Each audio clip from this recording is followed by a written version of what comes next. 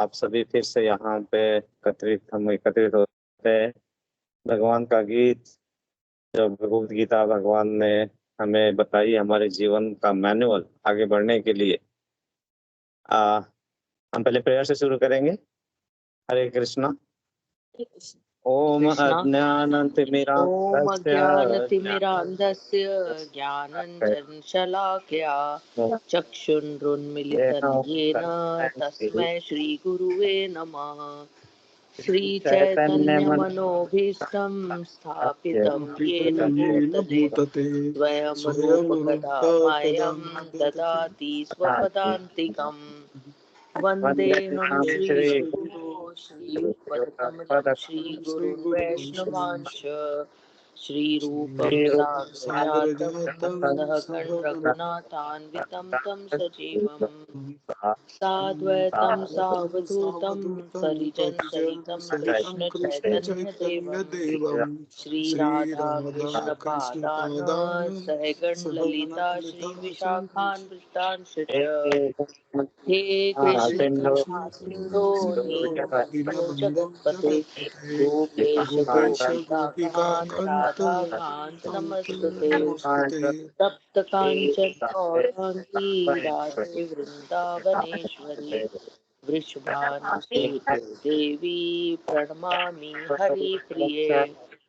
वाञ्छाकल्पतरुभ्यश्च कृपा सिन्धुभ्य एव च पतितानां पावनेभ्यो वैष्णवेभ्यो नमो नमः।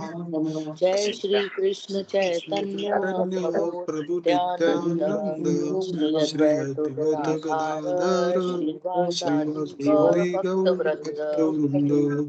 हरे कृष्ण हरे कृष्ण कृष्ण कृष्ण हरे हरे राम हरे राम राम राम राम हरे हरे हरे कृष्णा कृष्णा कृष्ण कृष्ण हरे कृष्ण हरे हरे हरे राम राम राम हरे हरे हरे कृष्णा कृष्णा कृष्णा हरे हरे हरे राम राम राम हरे हरे। हम जय पताका महाराज का प्रणाम मंत्र बोलेंगे। नमो ओम विष्णुपादाय कृष्ण पृष्ठाय भूतले श्रीमते जय पताका स्वामिनिति नामिने। नमो आचार्य पदाय निताय कृपा प्रदायने गौर कथा धाम दायनायाग्र। हम प्रभुपाद जी का प्रणाम मंत्र बोलेंगे। नमो विष्णुपादाय कृष्ण पृष्ठाय भूतले श्रीमते भक्ति वेदांत स्वामिनिति नामिने। नमस्ते सरस्वते देवे गौरवाणी प्रचारिणे निर्विशेष शून्यवादी पाश्चात्य देशतारिणे। जय श्री कृष्ण चैतन्य प्रभु नित्यानंद श्री अद्वैत गदाधर श्रीवासादि गौर भक्तवृंद। ओम नमो भगवते वासुदेवाय। ओम नमो भगवते वासुदेवाय। ओम नमो भगवते वासुदेवाय। ओम नमो भगवते वासुदेवाय। नमो भगवते वासुदेवाय। ओम नमो भगवते वासुदेवाय। हरे कृष्णा। हरे कृष्ण हरे कृष्ण। हरे कृष्ण।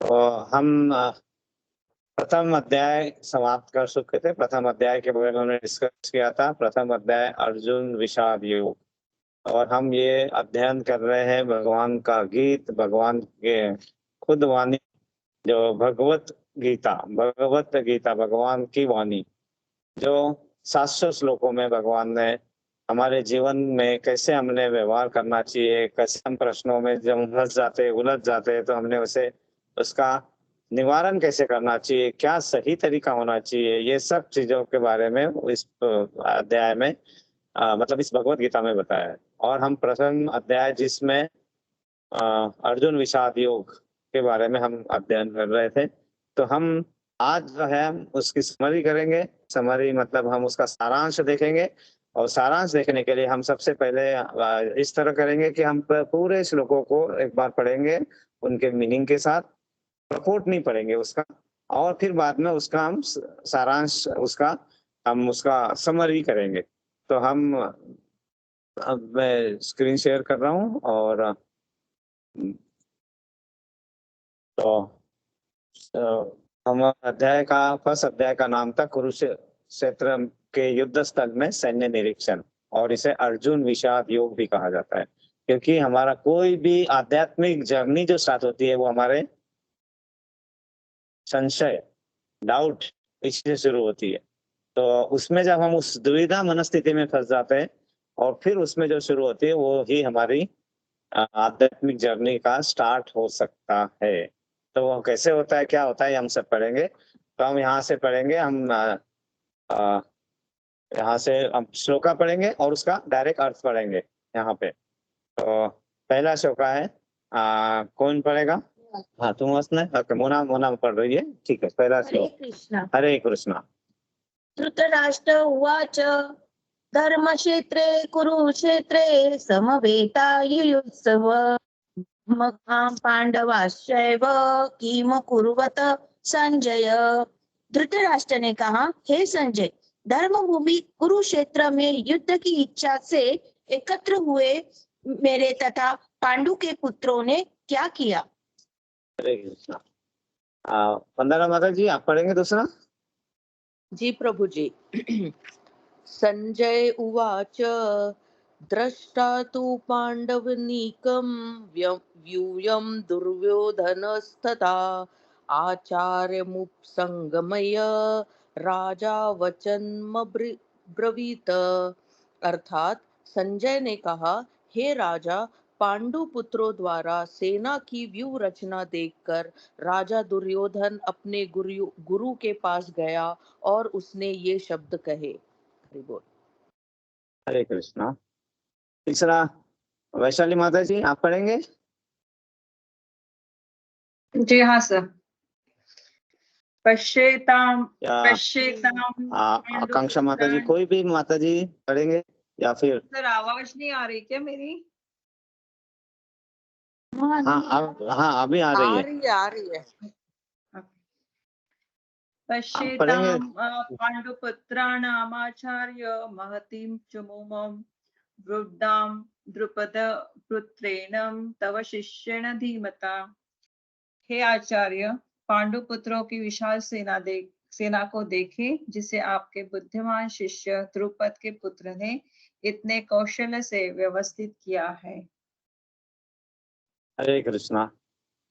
हरे कृष्ण। कृष्णा। चिराग प्रभु जी, पढ़ेंगे आप? जी प्रभु जी। अत्र सुरा महेश्वासा भीमार्जुन समायुधे ययुधानो विराटश्च द्रुपदश्च महारथः। अर्थ है, इस सेना में भीम तथा अर्जुन के समान युद्ध करने वाले अनेक वीर धनुर्धर है, यथा महारथी युयुधान, विराट तथा द्रुपद। हरे कृष्णा। हरे कृष्णा। हरे कृष्णा। और कोई है पढ़ने? आकांक्षा माता जी है? जी प्रभु जी, मैं पढ़ती हूँ।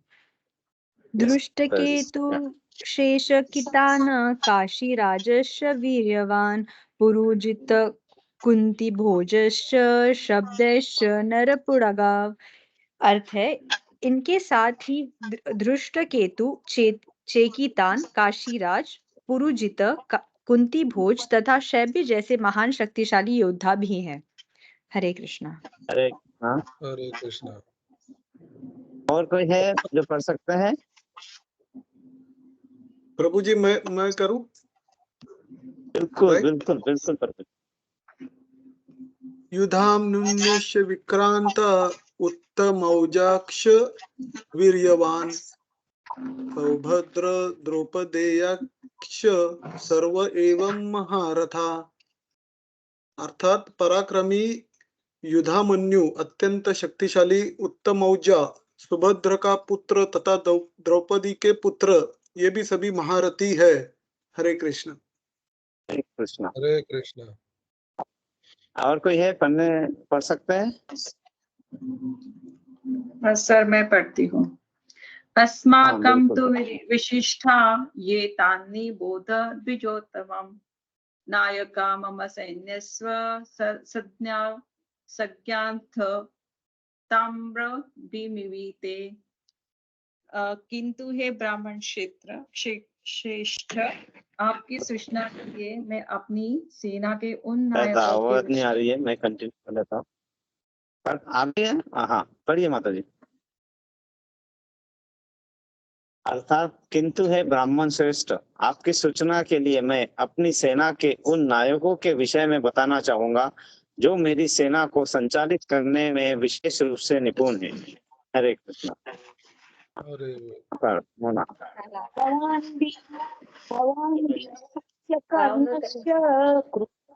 समितिञ्जय अश्वत्थामा विकर्णस्य सोमदत्तिस्तथैव च। अर्थ है, मेरी सेना में स्वयं आप, भीम, कर्ण, कृपाचार्य, अश्वत्थामा, विकर्ण तथा सोमदत्त का पुत्र भूरिश्रवा आदि है, जो युद्ध में सदैव विजयी रहे हैं। श्लोका नंबर 9। अन्य च बहवः शूरा मदर्थे त्वत्त जीविता नाना शस्त्र प्रहरणा सर्वे युद्ध विशारदाः। अर्थात ऐसे अन्य वीर भी है जो मेरे लिए अपना जीवन त्याग करने के लिए उद्यत है। वे विविध प्रकार के हथियारों से सुसज्जित है और युद्ध विद्या में निपुण है। हरे कृष्णा। आगे वंदना माता जी। जी प्रभु जी, पढ़ती हूँ। अपर्याप्तं तत् अस्माकं बलं भीष्म अभिरक्षितं पर्याप्तं तु इदं एतेषां बलं भीम अभिरक्षितम्।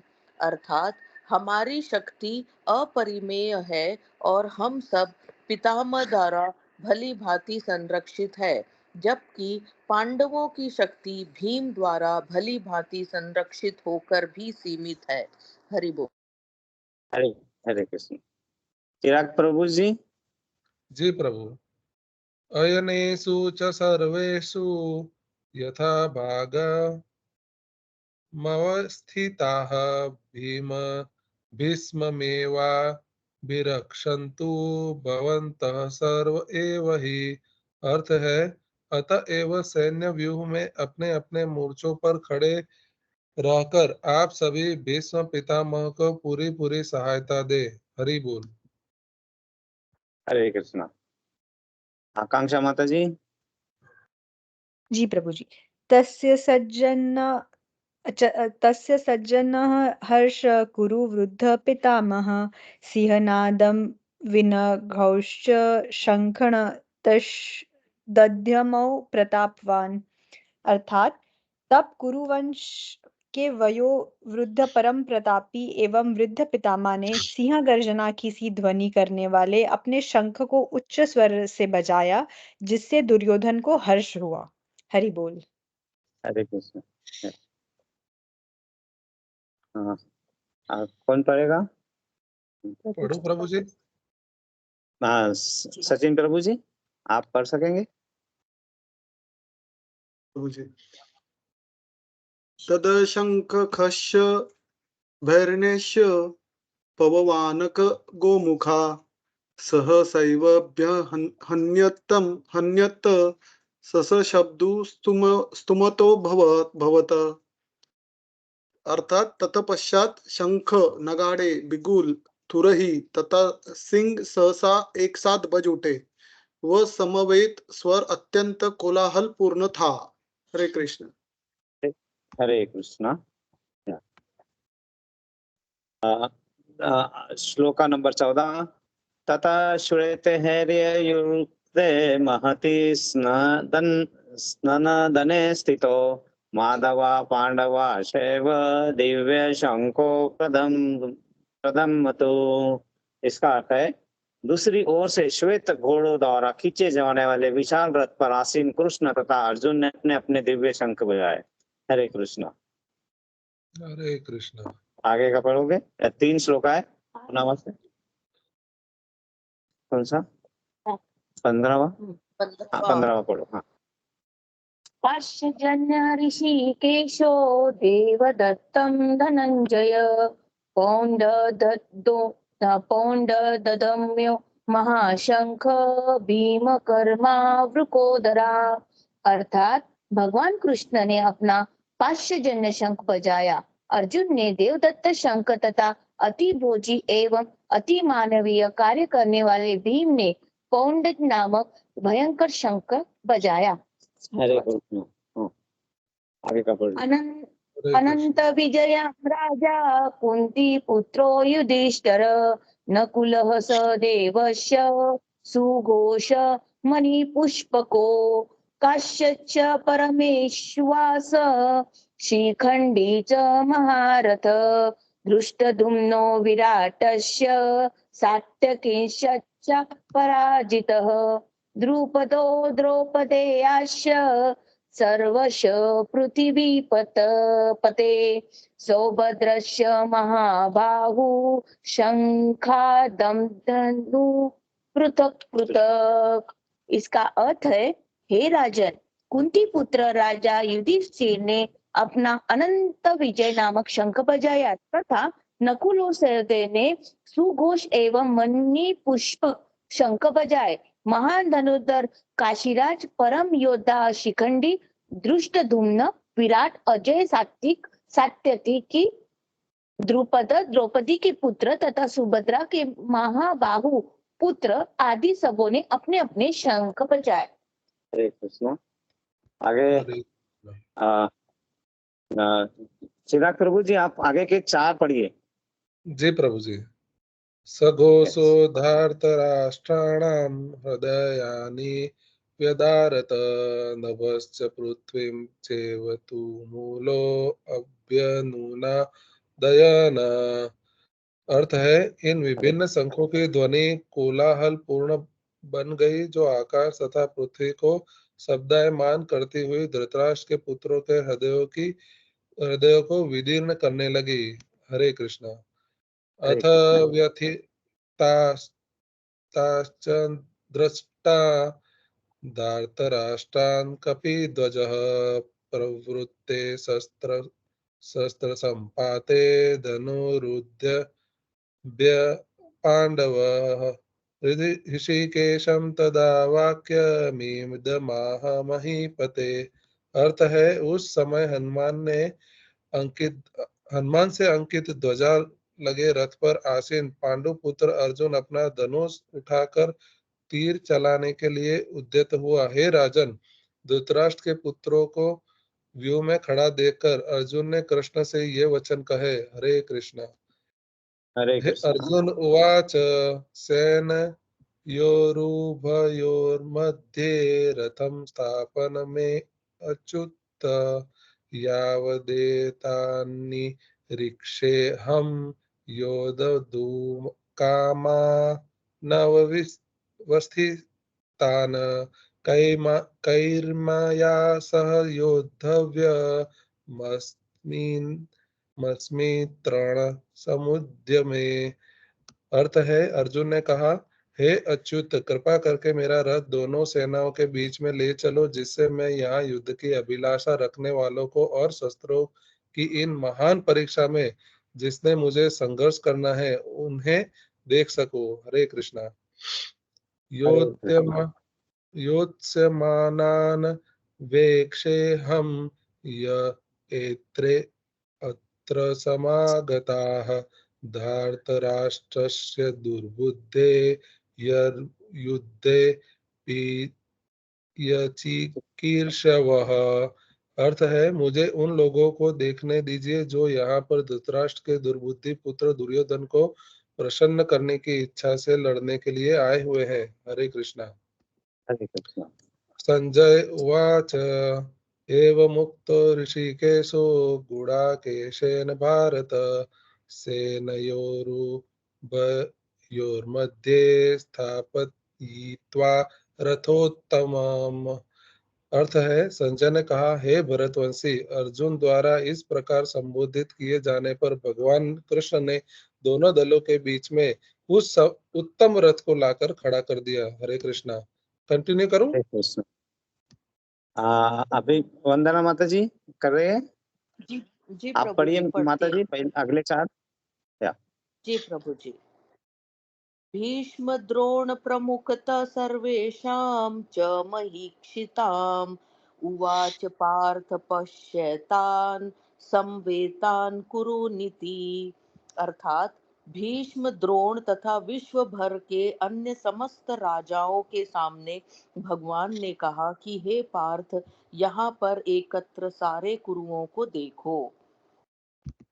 हरे कृष्णा। हरि बोल।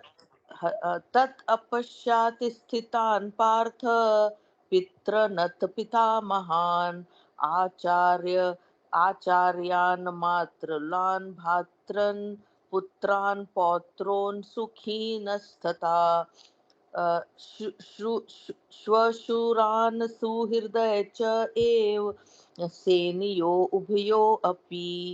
अर्थात अर्जुन ने वहां पर दोनों पक्षों की सेनाओं के मध्य में अपने चाचा ताऊओं, पितामहों, गुरुओं, मामाओं, भाइयों, पुत्रों, पौत्रों, मित्रों, ससुरों तथा शुभचिंतकों को भी देखा।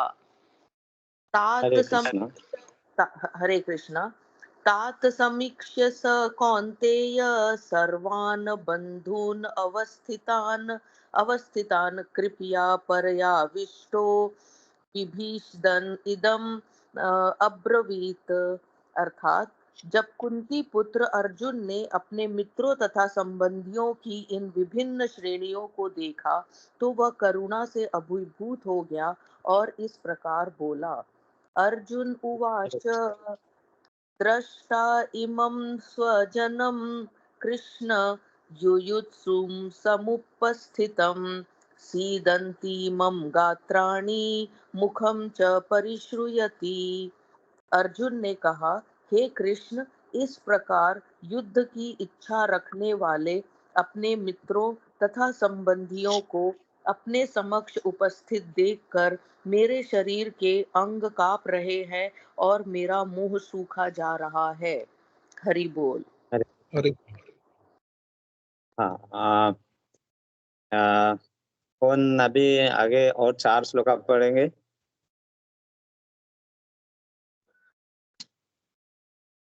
हाँ, मैं यदु पढ़ प्रभु जी। लेती हूँ प्रभु जी। आप पढ़िए। चिराग प्रभु जी, आप पढ़ रहे हैं? ठीक है, मैं पढ़ लेता हूँ। ठीक है। वेपथुश्च शरीरे मे रोमहर्षश्च जायते गाण्डीवं संस्त्रंसस्ते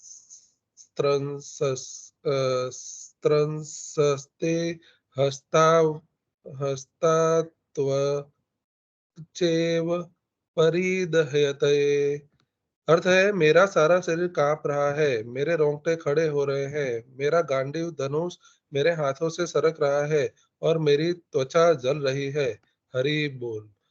च च हरे। में शक्नो म्यवता म्यवस्थातुं भ्रमतीव मनः न निमित्तानि च पश्चामि विपरीतानि केशव।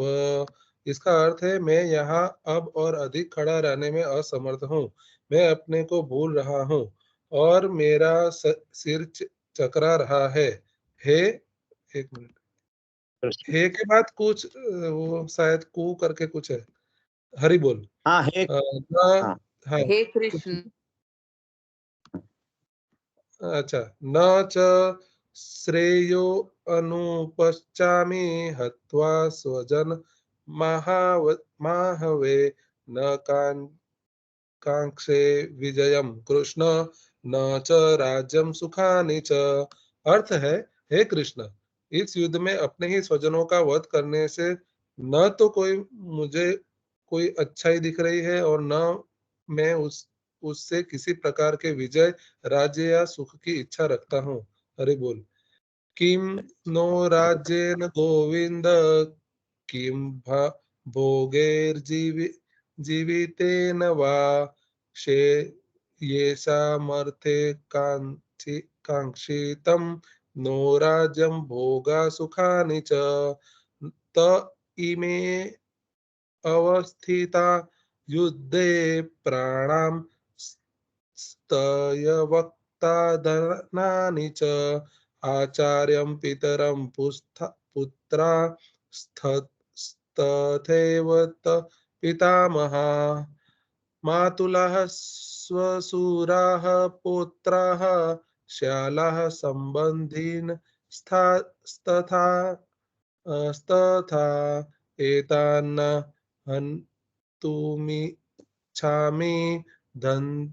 द्रन्तो अपि मधुसूदन अपि त्रैलोक्यराज्यस्य हेतोः किं नो मही कृत निहत्य धातराष्ट्रान् का प्रीतिम स्यात् जनार्दन। इसका अर्थ है, हे गोविंद, हमें राज्य सुख अथवा इस जीवन के क्या लाभ, क्योंकि जिन सारे लोगों के लिए हम उन्हें चाहते हैं वे ही इस युद्ध भूमि में खड़े हैं। हे मधुसूदन, जब गुरुजन, पितृगण, पुत्रगण, पितामह, मामा, ससुर, पौत्रगण, साले तथा अन्य सारे संबंधी अपना धन एवं प्राण देने के लिए तत्पर हैं और मेरे समक्ष खड़े हैं, तो फिर मैं इन सबको क्यों मारना चाहूंगा, भले ही वे मुझे क्यों न मार डाले।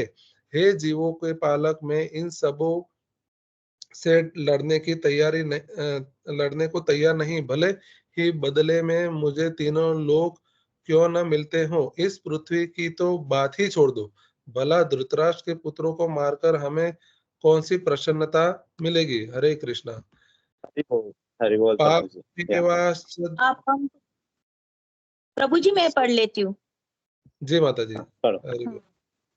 पापमेवाश्रये दस्मान् हत्वेतानाततायिन तस्मान्नाहार वयं हन्तु राष्ट्रान् सम्बान्धवान् स्वजनं हि कथं हत्वा सुखिनं स्वाम माधव।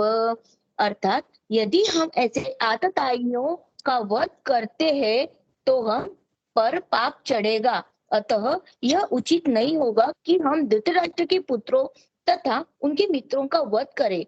हे लक्ष्मीपति कृष्ण, इससे हमें क्या लाभ होगा और अपने ही कुटुंबियों को मारकर हम किस प्रकार सुखी हो सकते हैं। यद्यपि न पश्यन्ति लोभपत चेतस कुलक्षय कृतं दोषं मित्रदोहे च पातकं कथं न ज्ञेयमस्ताम्बिह पापादस्मान्निवर्तितुं कुलक्षय कृतं दोषं प्रपश्यद्वि जनार्दन। अर्थात हे जनार्दन, यद्यपि लोक के अभिभूत चित्त वाले ये लोग अपने परिवार को मारने या अपने मित्रों से द्रोह करने में कोई दोष नहीं देखते, किंतु हम लोग जो परिवार के विनष्ट करने में अपराध देख सकते हैं, ऐसे पाप कर्मों में क्यों प्रवृत्त हो। कुलक्षये प्रणश्यन्ति कुलधर्मा सनातना धर्मे नष्टे कुलं कृस्तं अधर्मो धर्मो विभवत्युत। अर्थात कुल का नाश होने पर सनातन कुल परंपरा नष्ट हो जाती है और इस तरह शेष कुल भी अधर्म में प्रवृत्त हो जाता है। अधर्माभिभवात् कृष्णं प्रद्युषन्ति कुलस्त्रियं स्त्रीषु दुष्टासु वाष्णेर्य जायते वर्ण संकर। हे कृष्ण, कुल में अधर्म प्रमुख हो जाता है तो कुल की स्त्रियां दूषित हो जाती है और स्त्रीत्व के पालन से हे पतन से हे वृष्णिवंशी अवांछित संतानें उत्पन्न होती है।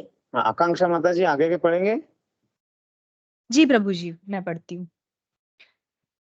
संकरो नरकायेव कुलज्ञान कुलस्य च पतन्ति पितरो रोषां लुप्त पिण्डोदकक्रिया अर्थात अवांछित संतानों की वृद्धि से निश्चय ही परिवार के लिए तथा पारिवारिक परंपरा को विनष्ट करने वालों के लिए नारकीय जीवन उत्पन्न होता है। ऐसे पतित कुलों के पुरखे पितर लोग गिर जाते हैं क्योंकि उन्हें जल तथा पिंड दान देने की क्रियाएं समाप्त हो जाती हैं। हरे कृष्णा। हरे कृष्ण। हरि बोल। हरे कृष्णा।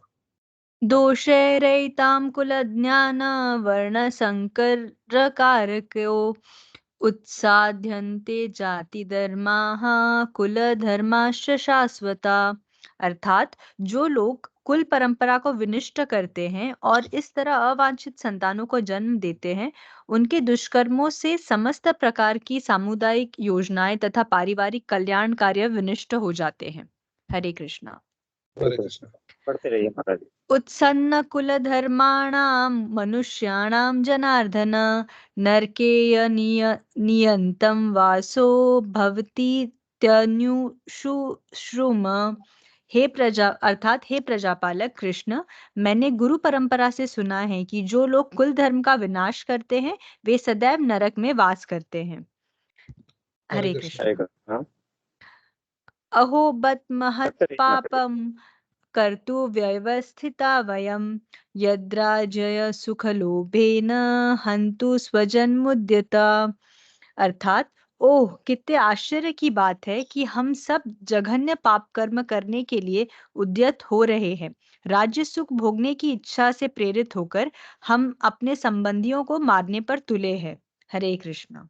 हरे कृष्णा। अ, मैं पढ़ूं? माता जी पढ़ लीजिए। अच्छा। यदि माम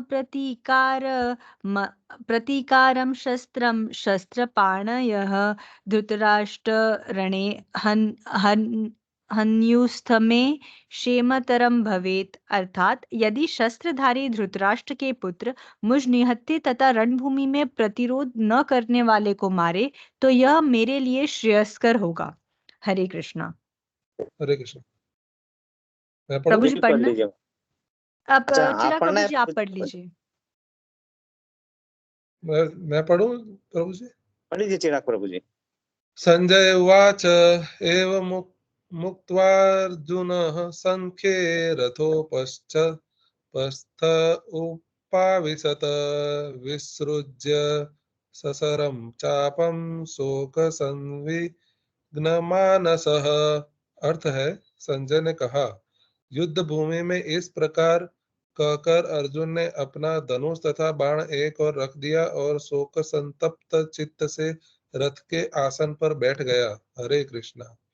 संजय हरे कृष्ण। उवाच तम तथा कृपया विष्टम श्रुपर्णुकूले नहीं हो गया क्षणम। प्रभु जी।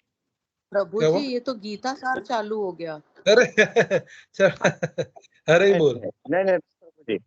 हरे कृष्णा। हरे हरे कृष्ण। कृष्ण। तो हम अभी इसका सारांश जो हमने देखा, अभी इसको हम आगे डिस्कस करते हैं। सारांश इसका जो हमने श्लोक देखा, तो सबसे पहले भगवान जो भगवत गीता बताते हैं वो किस लिए बताते हैं? क्योंकि ये जो गीता कुरुक्षेत्र के युद्ध स्थल में जो सैनिक निरीक्षण है, ये जो चैप्टर है, जो अध्याय है, ये किस लिए? क्योंकि अर्जुन विषाद योग, अर्जुन जो है युद्ध जैसे स्थिति में अपने आप को बहुत भ्रमित पाता है और फिर उसे कुछ सूझता नहीं है, तो वो क्या करता है ना। तो ये जो युद्ध हुआ था, ये धर्म क्षेत्र कुरुक्षेत्र में 5000 साल पहले हुआ था और धृतराष्ट्र और युधिष्ठिर की सेना के बीच में, ये धृतराष्ट्र मतलब दुर्योधन की सेना और युधिष्ठिर की सेना। धृतराष्ट्र की सेना या दुर्योधन की सेना जो थी वो 11 अक्षाहुन, मतलब 11 अक्षाहुन बोलते तो उसका मतलब होता है 24,05,700। एक अक्षाहुन सेना मतलब 2,18,700 होता है। और अर्जुन की सेना से 7 अक्षाहुन थी, मतलब 15,30,900, मतलब ऑलमोस्ट आधी सेना थी। लेकिन फिर भी हमें उसका रिजल्ट पता है, क्योंकि एक ये जो युद्ध था, ये था अधार्मिक शक्ति, मतलब आसुरिक शक्ति थी एक तरफ से, और एक तरफ से थी धार्मिक शक्ति। जो धार्मिक शक्ति थी वो 13 साल वनवास भुगत के आ चुकी थी, उनके मन में उनके प्रति ये था मतलब बदला लेना और वो सब। फिर भी किस तरह आगे बढ़ते हैं? तो अर्जुन के पूछे गए प्रश्नों के 700 श्लोक का जो भागवत गीता शुरू होता है उसी के बारे में ये प्रथम अध्याय में जो उसकी विषाद योग के बारे में बताया गया है। तो यहाँ पे हमेशा जो युद्ध तो 5000 साल पहले खत्म हो गया, लेकिन हमारे लिए ये युद्ध अभी भी चल रहा है, क्योंकि हमारे मन में हमेशा यही द्वंद्व चलता रहता है। हर बार जब भी कुछ मन में आता है तो हमारे मन में 2 तरह के आंसर आते हैं। इस या फिर दूसरा बोलता है कि नहीं नहीं नशा से नुकसान है। मतलब इस द्वंद्व में हम अभी भी फंसे हुए हैं।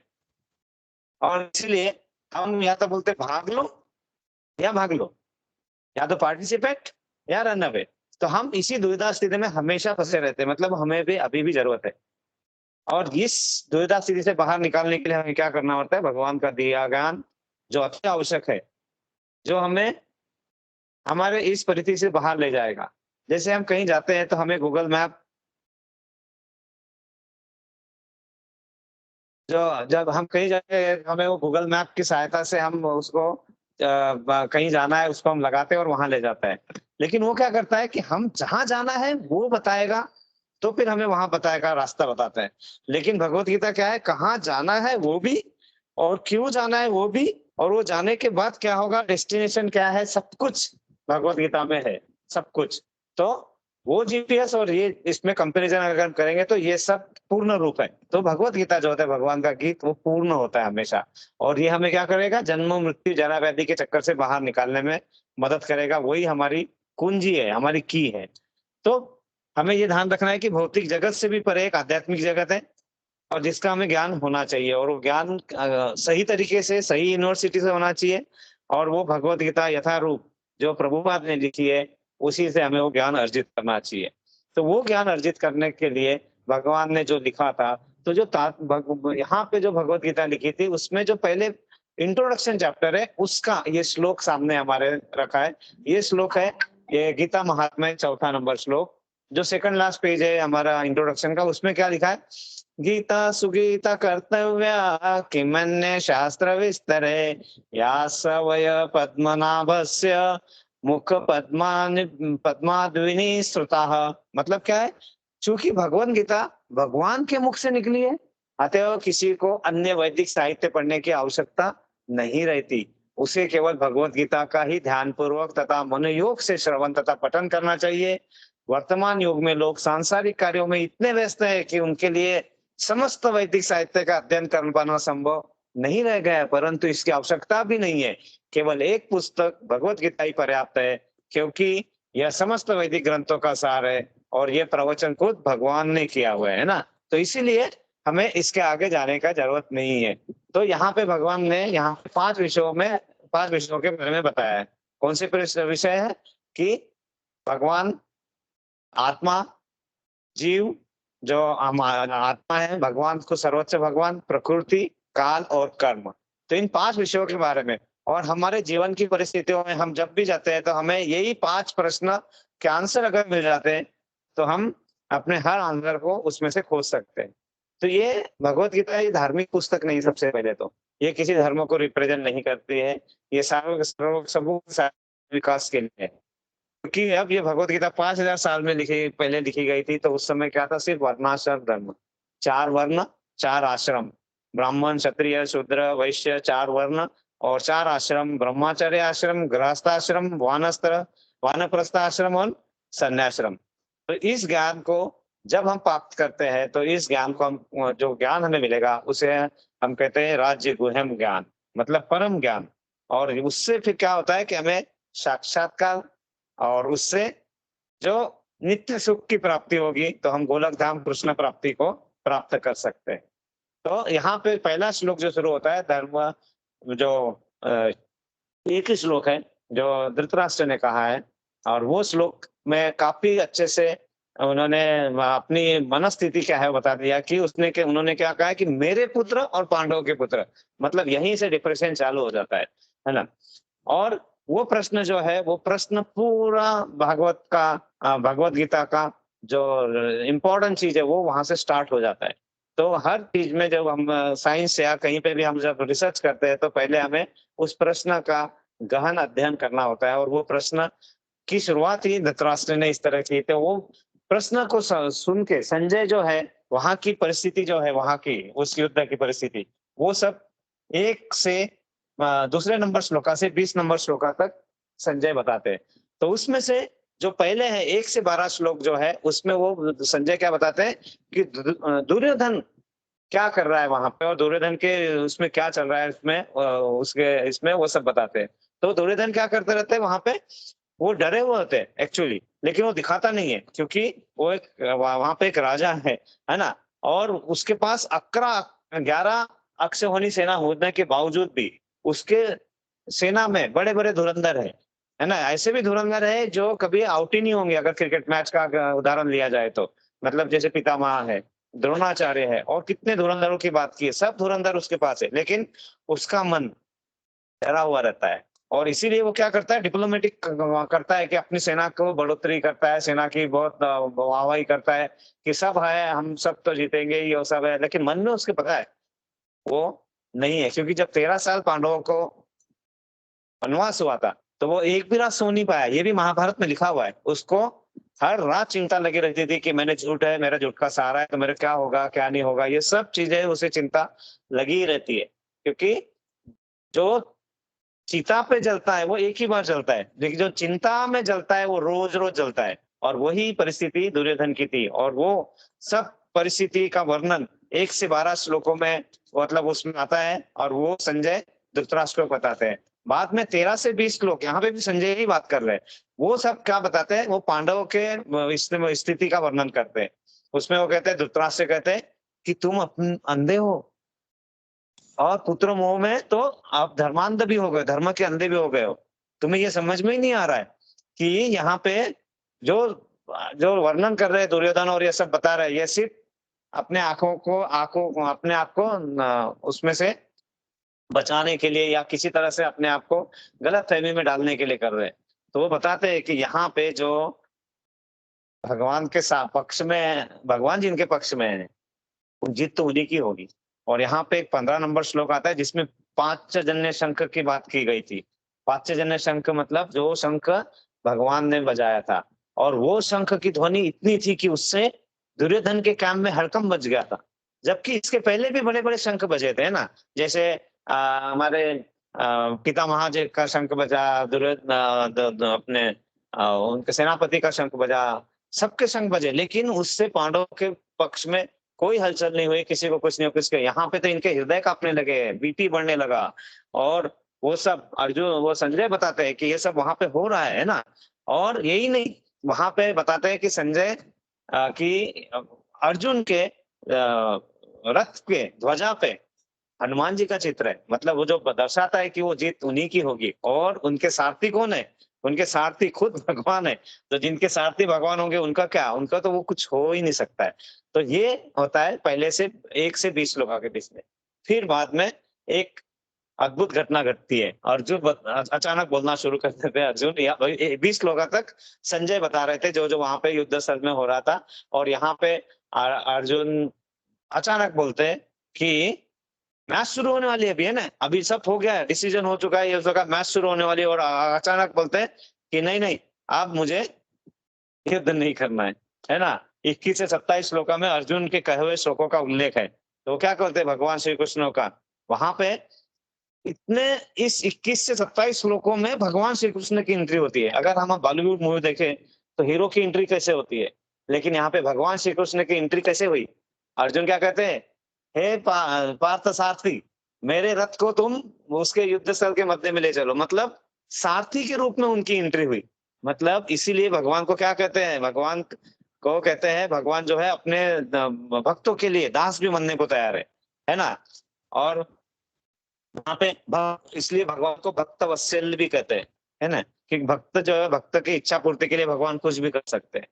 जबकि कहीं कहीं पे ऐसा भी उल्लेख होता है, लोग कहते हैं कि भगवान जो मोनार्क है, डिक्टेटर है, जो चाहते वो करवाते हैं। लेकिन यहाँ पे भगवान ने क्या दिखाया, दास के रूप में भगवान के हीरो के रूप में आते।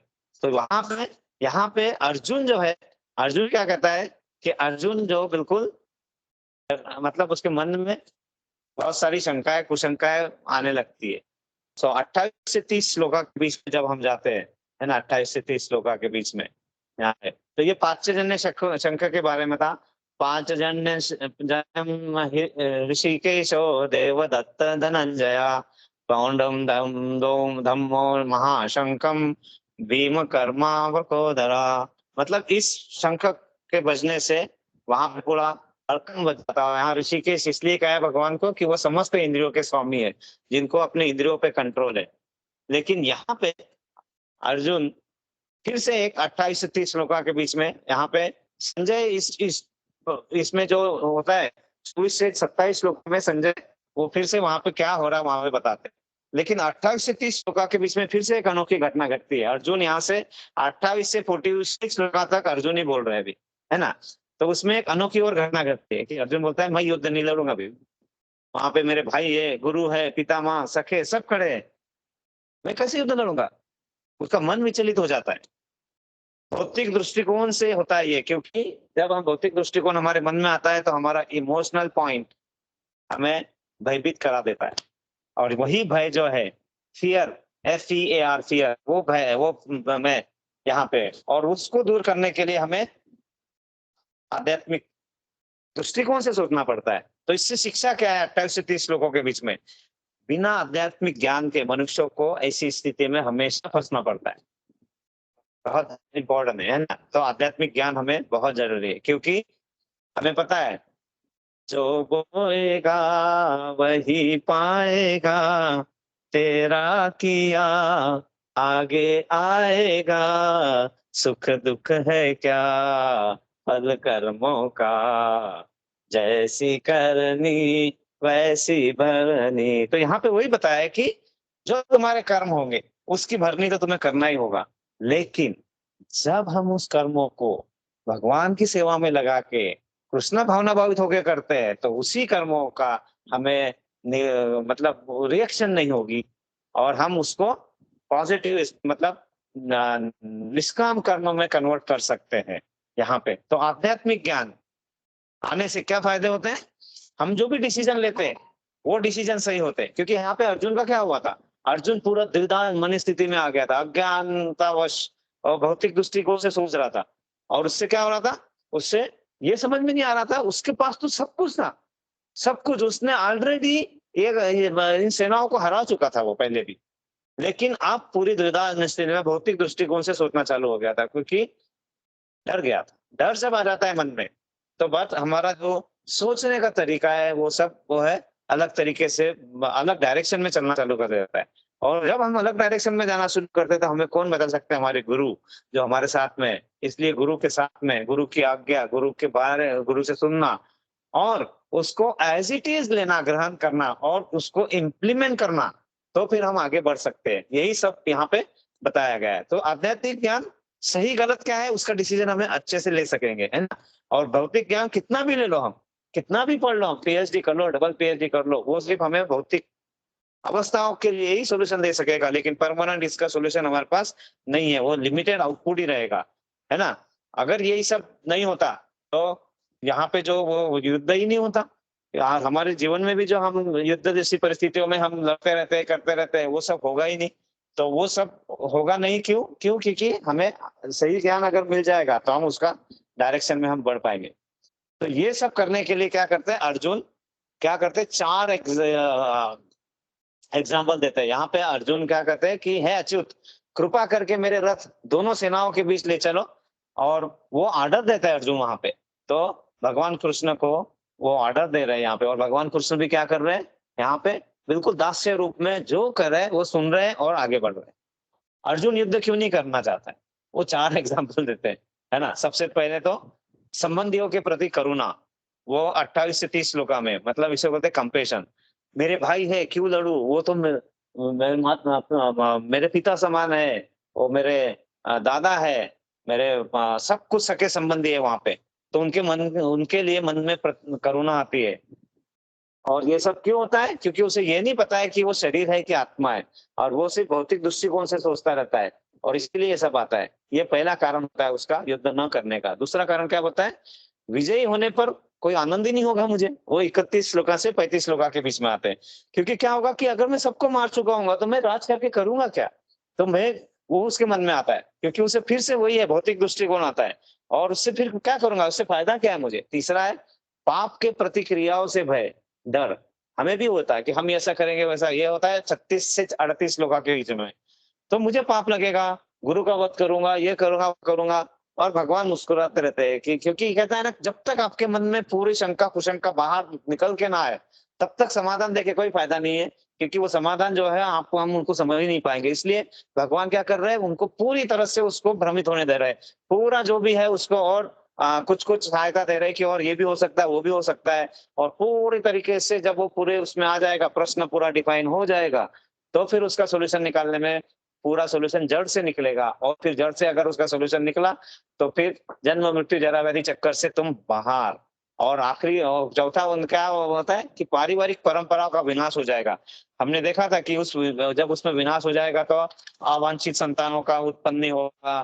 फिर वो सब हमारे दादा मुनि जो भी है उनके जो हम उनको अच्छी तरीके से उनके मरने के बाद उनकी क्रियाएं नहीं कर पाएंगे।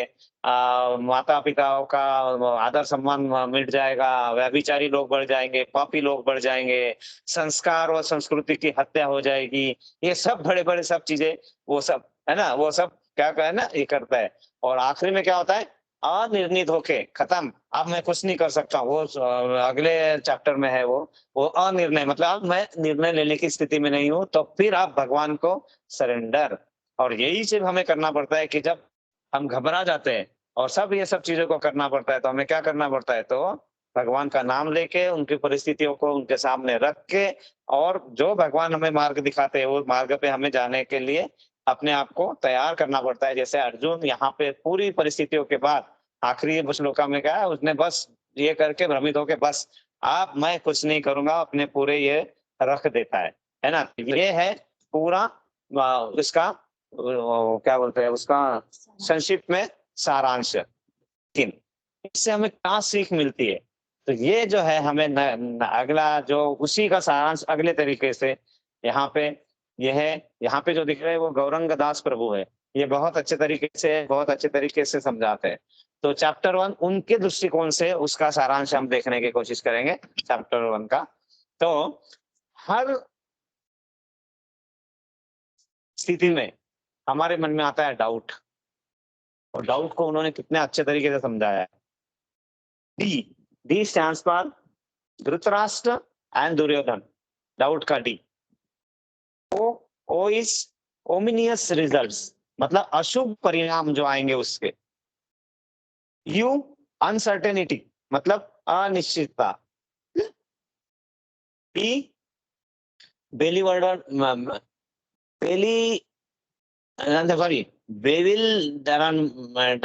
बेविलडरमेंट, सॉरी, हाँ, घबराहट। मेरी इंग्लिश बहुत अच्छी नहीं है। और बाद में टर्निंग पॉइंट, मतलब मोड़ क्या होता है। आप देखिए किस तरीके से ये डाउट को डिफाइन किया गया है ना। डाउट को जब उसका डी आता है तो डी जो है, डी दुर्योधन एंड धृतराष्ट्र। दुर्योधन और धृतराष्ट्र वो जो है, इनका ऑलरेडी हमें पता है कि दुर्योधन का मीनिंग क्या होता है, धृतराष्ट्र का मीनिंग क्या होता है। जब दुर्योधन हम कहते हैं, दुर्योधन का मतलब होता है हाँ, दुर्योधन मतलब वो निगेट, ऐसे कैरेक्टर जो दर्शाता है कि दुर्गंध या दुविधा, ऐसे इसमें। लेकिन ऐसा नाम क्यों रखेंगे कोई पिता, उसका उनका दूसरा भी मीनिंग होता है कि ऐसे बलशाली है वो कि जिससे सामने कोई युद्ध करना चाहेगा तो very difficult to fight. Duryodhana, Dhritarashtra ने ऐसे नाम रखा था। लेकिन और धृतराष्ट्र का नाम का मीनिंग भी हमें पता है। धृतराष्ट्र मतलब धृत, मतलब जिनको उसके आसक्ति है, और राष्ट्र के प्रति आसक्ति है, मतलब किसी तरह राष्ट्र चाहिए। वो धृतराष्ट्र के मीनिंग था, उनको आसक्ति थी वहां से, जबकि वो अंध थे लेकिन फिर भी। तो वो सब चीजों का वहां पे मीनिंग है दुर्योधन और धृतराष्ट्र डी, क्योंकि उनके मन में ग्रिड मतलब गर्व, एनवी मतलब शत्रुता की भावना, और मटेरियल डिजायर मतलब भौतिक जगत की सब कुछ उनके मन में रहता है वही। और जब उनके मन में आई मी माई मतलब मैं, मेरा, मुझे, मतलब ये सेल्फिश तरीके से जब हम सोचना चालू करते हैं तो फिर हमें एंग्जाइटी मतलब हमें पूरा हम अस्वस्थ हो जाते हैं, फ्रस्ट्रेशन आता है, डिसअपॉइंटमेंट मतलब हमें बहुत सारी नैराश्य से घिर जाते हैं, और ये सब आएगा ही। और यहाँ पे ये बताया कि जब भी हम दुर्योधन और धृतराष्ट्र जैसे हम करते हैं, जब भी हम और उसी उस स्थिति में हम रहते हैं ना, ये मेरा है, ये मैंने किया है, मैं करूंगा, I me and mine, these are dangerous word ego के लिए। और जब हम इस तरह से मटेरियल इसमें मतलब भौतिक जगत के इसमें फंसे रहते हैं 3 गुणों में, तो फिर हमारे सब इल इफेक्ट मतलब हमारे जो प्रक्रिया होगी उसके कार्यों की, उस कार्यों की प्रक्रिया में सब क्या आएगा, उसके परिणाम जो होंगे दुष्परिणाम ही आएंगे। ये है पहले डी का मतलब। उससे बाद में है ओ। ओ मतलब ओमिनियस रिजल्ट। ओमिनियस रिजल्ट मतलब हमारे जो हमने देखा था कि उसके दुष्परिणाम क्या होते हैं, कि जब हम अपने आप को अपने प्यूरिटी मतलब शुद्धता की तरफ सही तरीके से जाएंगे, तो हमेशा क्या होगा, विजय ही विजय होगा। लेकिन उसमें फिर कुछ भी हो, लेकिन हमें सत्य और शुद्धता, इससे हमें आगे बढ़ना है। और सत्य और शुद्धता कहाँ से मिलेगी, जब तक हम आध्यात्मिक ज्ञान में नहीं आएंगे हमें नहीं मिलेगी, क्योंकि भौतिक ज्ञान में सत्य और असत्य इसमें कोई डिफरेंस ही नहीं हो पाता है, क्योंकि कोई वही चीज सत्य होती है वो असत्य भी हो सकती है ना, क्योंकि वो हमारे लिमिटेड ज्ञान के कारण आता है वो।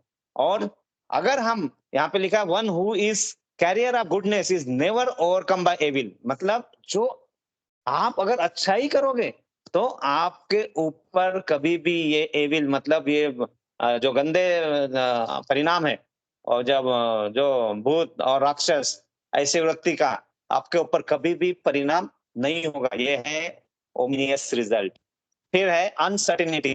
अनसर्टिनिटी मतलब जब हम दुविधा में रहते हैं, कुछ सोच नहीं पाते, कुछ नहीं करते, तो हम क्या करते हैं कि हम बहुत सारे एक्सक्यूज निकालना चाहते हैं ना। तो हमें क्रोनिक डिसीज हमारा जो है मतलब हमारे मानवता का, हमारे लोगों का सबसे बड़ा प्रॉब्लम क्या है, हम एक्सक्यूज निकालते हैं, टाइम नहीं है, नो टाइम, और ना टाइम नहीं है, और फिर जो एक्चुअल हमारे आत्मा के अंदर से आवाज आती है वो दब जाती है, क्योंकि हम वो जब तक आवाज आती है उसके पहले पहले नहीं टाइम नहीं है, मेरे को ये करना है, मेरा वो करना है, और हम वही भौतिकता से आगे बढ़ते हैं। क्योंकि आध्यात्मिक इसमें हमें वक्त देके सही ज्ञान लेके उसका इस्तेमाल करना जब आएगा, तो हमारे कृति में कभी भी त्रुटियां नहीं रहेगी, और हमें हमेशा आगे बढ़ने में जो आउटपुट आएगा अच्छा ही आएगा।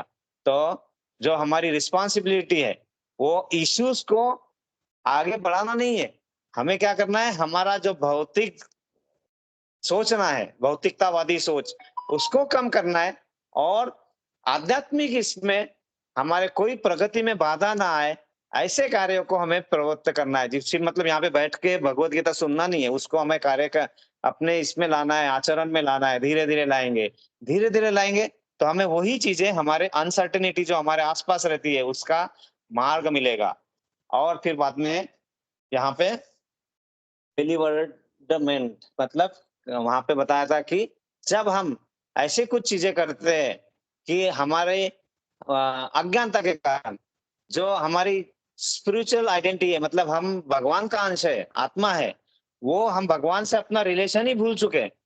और वो भूल जाने के कारण हमारे यहाँ पे जो भौतिक जगत में जो प्रॉब्लम्स है उस प्रॉब्लम को हम फेस करते रहते हैं। और वो प्रॉब्लम से फेस करने के क्या करते हैं, हम डिस्टर्ब रहते हैं, हम फ्रस्ट्रेट रहते हैं, और लाइफ के चैलेंजेस को फेस करना कैसे करना है, कैसे करना है, वो सब हमारे ऊपर बर्डन बन जाता है। और ये सब करने के लिए जो टर्निंग पॉइंट है वो क्या है, टर्निंग पॉइंट अर्जुना यहाँ पे क्या बताते हैं कि मैं 4 इससे डरा हुआ हूँ। पहला तो वो करुणा उसके मन में आता है, यहाँ पे लिखा है क्रूएल एंड हार्टलेसनेस, करुणा उसके मन में आता है। तो वो करुणा का भाव जब भी हमारा आता है मन में, तो वो डर के कारण। और हर चीज में करुणा अच्छी है बुरी ऐसा नहीं, अच्छी भी है, लेकिन किस स्थिति में है, युद्ध से स्थिति में अगर करुणा का भाव आ रहा है तो आप डर रहे हैं, आप कायर है, आप उस स्थिति को फेस नहीं कर पा रहे। दूसरा नो हैप्पीनेस, वो वहां पे अर्जुना वही बताते हैं कि ये करके मैं क्या, मुझे कुछ आनंद मिलेगा ही नहीं। लेकिन वो समझता नहीं है कि ये भौतिक जगत में जो है ये सब आत्माएं ऑलरेडी है, वो जो आत्माएं होती है कभी मरती नहीं है, लेकिन वो सोच नहीं पाता, इसलिए वो बोलता है नो हैप्पीनेस।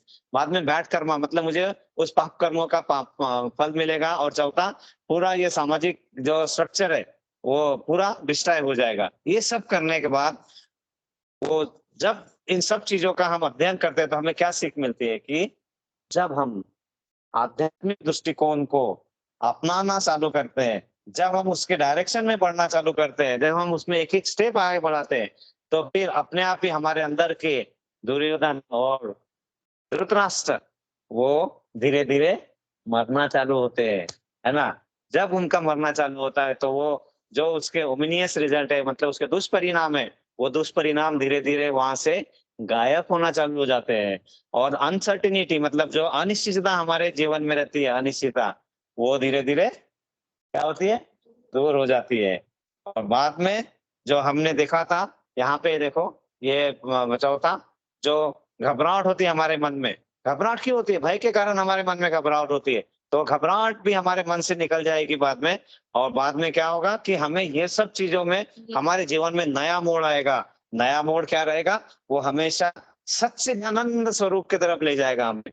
तो ये है भगवत गीता का फर्स्ट चैप्टर, बहुत इंपॉर्टेंट चैप्टर है ये, बहुत इंपॉर्टेंट है। जबकि इसमें भगवान ने एक भी श्लोक नहीं कहा है, लेकिन ये हमारी परिस्थितियों को जूझने के लिए, आगे बढ़ने के लिए क्या कैसे करना है, क्या नहीं करना है, उस परिस्थिति को कैसे समझना है, पूरा जो तरीका है हमें मन में आध्यात्मिक रूप से समझना होता है। और जब वो हमारा पूरा क्लियर हो जाएगा, तो फिर हमें राहत मिलेगी। और इसी तरह इस प्रथम अध्याय को हम यहाँ पे समाप्ति करेंगे। किसी का कोई प्रश्न है, कुछ है तो जरूर पूछ सकते हैं। मैंने बहुत जल्दी में किया है, लेकिन शायद शायद समझ में आएगा। अगर कुछ गलती हुई है तो वो मेरी गलती है, और अगर कुछ अच्छा हमें मिला है तो वो भगवान कृपा से और भक्तों की कृपा से ही है, हम वो समझ पा रहे हैं। तो आप किसी को कोई प्रश्न है, कुछ है, तो यहाँ पे आप बिल्कुल निसंकोच होके प्रश्न पूछ सकते हैं। कोई गलत बोला है उसको सही कर सकते हैं। सब कुछ आपके ऊपर निर्भर करता है। तो यहाँ पे मैं ये इसका जो सारांश है उसको मैं रोकना चाहूंगा, लेकिन आप सभी का धन्यवाद। आप आते हैं, हम पढ़ते हैं, समझते हैं, और आगे बहुत कुछ हमें अच्छे तरीके से समझ के आगे बढ़ना है।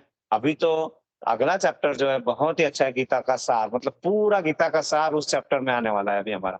लेकिन ये जो चैप्टर था बहुत इंपॉर्टेंट था, कोशिश की हमने उसको समराइज करने की। अपेक्षा करता हूँ कि कुछ हद तक हम उसमें सफल हो पाए हैं, और नहीं है तो भी हम कोशिश करेंगे कि आगे हम बढ़ेंगे। तो किसी का कोई प्रश्न है, कुछ है तो आप बताइए, और किसी की कुछ प्रयास होगी काफी तो अच्छी तरह बताइए। से काफी अच्छी तरह से एक्सप्लेन किया प्रभु जी, समराइज करके पूरा अच्छा एकदम डिटेल में पूरा क्लैरिटी के साथ। धन्यवाद प्रभु जी। हरे कृष्ण प्रभु जी। प्रभु जी, हरे ये जो है ना, कृष्ण। जब आपका हम मिलते हैं ना, तो वो शक्ति जो आती है ना, जो भगवान देते हैं, वो शक्ति हमें अपने मार्ग पे ले जाने के लिए इससे बहुत, और सही में जितना हम इसका अध्ययन करते हैं ना, तो हमें आगे जो सही में जो घबराहट वाली स्थिति है ना, उसमें घबराहट होगी ही नहीं। क्योंकि जब हमारे सामने जब प्रश्न आएगा, जो कठिनाई आएगी, तो कठिनाई को डरने के बजाय कठिनाई को बोलो, ए तू डर, क्योंकि मेरे साथ में तो कृष्ण है। डरना तुझे है, मुझे क्या डरना है। इसलिए जो फियर होता है ना, FEAR, फियर, फियर का दो मीनिंग होता है। एक तो होता है forgive everything, forget everything, and run away, मतलब सब कुछ भूल जाओ और भागो परिस्थितियों से। वो परिस्थिति हमें आती है। और दूसरा FEAR, फियर, डर का मतलब होता है फेस एवरीथिंग एंड राइज, मतलब उस परिस्थितियों को हम फेस करो, उसको हम आगे फेस करो और जीवन में आगे बढ़ो, राइज। तो भगवान वो सिखाते हैं हमें, डरने की जरूरत नहीं है, मैं हूं ना, डरने की क्या जरूरत है। सिर्फ तुझे जो करना है वो सीख ले, वो समझ ले, और समझ के तू उसको करना चालू कर दे। बाद में कुछ करने की जरूरत नहीं है, मैं हूं ना फिर। ऐसा भगवान बोलते हैं अपने भक्तों को। और तुम्हें जैसे चाहिए, तुम्हें चाहिए साख्य रूप में, मतलब मैं सखा के रूप में आऊंगा। तुझे माधुर्य रूप में चाहिए और उसमें आऊंगा। मैं दास्य रूप में चाहिए, मैं आऊंगा। तुम्हें किस रूप में चाहिए, तुम बोलो तो, पुकारो तो मैं आ जाऊंगा तुम्हारे पास में। ऐसा है प्रभु जी। हरे कृष्णा। प्रभु इसलिए जी ये सब अगर चीजें हम हो पाती है। समझेंगे कि हमारा सर्जन कहाँ से हुआ है, हम भगवान के ही अंश है।